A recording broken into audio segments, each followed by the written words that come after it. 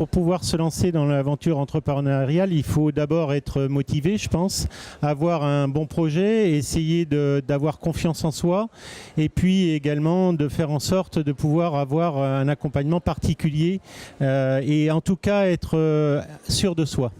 Les 3 conseils que je proposerais à un entrepreneur qui veut se lancer dans une entreprise artisanale, c'est d'abord avoir une activité professionnelle, un vrai métier.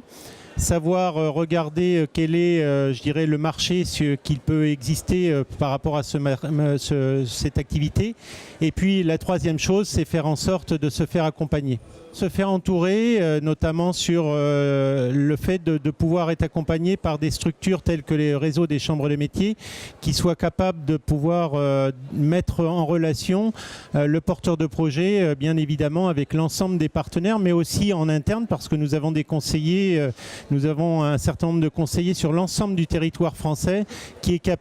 sont capables de pouvoir accompagner les entreprises et notamment les porteurs de projets. Quand on se lance dans une activité artisanale, il faut d'abord avoir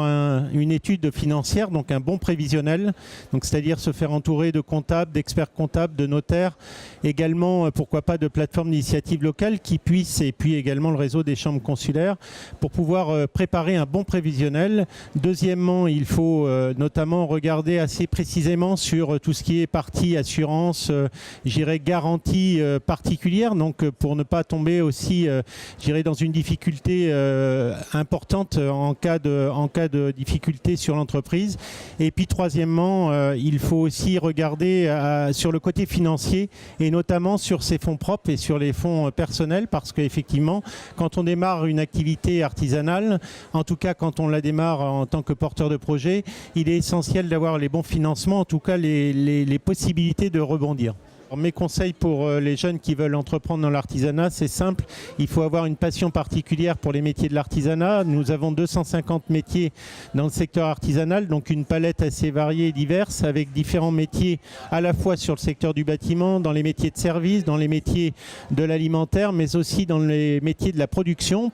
industrielle notamment, au travers du secteur de la plasturgie, de la métallurgie. Nous avons la chaudronnerie, la mécanique générale, tout ce qui concerne les métiers de sous-traitance et on a beaucoup d'entreprises artisanales qui sont dans ce secteur. Et puis la 3e chose, nous sommes capables de former des apprentis à la fois dans nos centres de formation par apprentissage sur l'ensemble du réseau des chambres de métiers, puis également au travers des URMA, l'Université régionale de l'artisanat et des métiers, donc qui propose une palette importante de dispositifs sur la formation initiale. Et puis également, je proposerai aux jeunes de ne pas avoir peur de pousser les portes des entreprises pour aller à la rencontre des chefs d'entreprise et notamment avoir une possibilité de découvrir ces activités. Je crois que rien est mieux que d'aller à l'intérieur des entreprises. C'est comme ça qu'on peut se rendre compte vraiment de l'intérêt des métiers et c'est vrai que beaucoup de chefs d'entreprise se feront un plaisir de montrer aux jeunes, en tout cas ils en parlent avec passion de leur métier,